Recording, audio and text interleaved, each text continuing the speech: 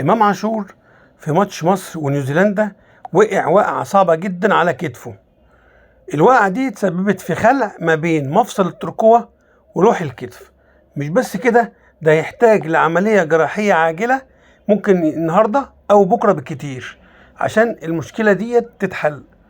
كمان هيغيب عن الملاعب مش أقل من 3 شهور، فترة كبيرة جدا يغيبها إمام عاشور، وبالتالي إمام عاشور مش هيلحق بطولة أفريقيا مع الأهلي ولا تصفيات كأس العالم مع منتخب مصر.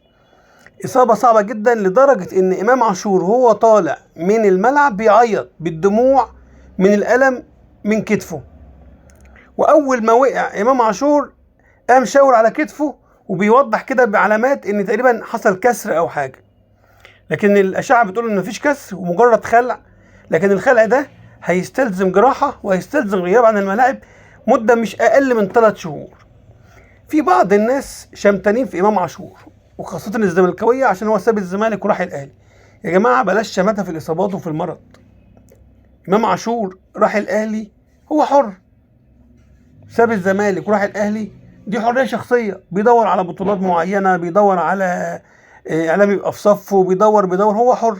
لكن هو ما غلطش مع حد زملكاوي، ما غلطش في الزمالك. وبالتالي الشماتة في إمام عاشور مرفوضة. في بعض الزملكاويه بيقولوا ان ده الاهلاويه دايما بيشمتوا في شيكابالا، برضه مرفوضه. احنا رافضين ده ورافضين ده.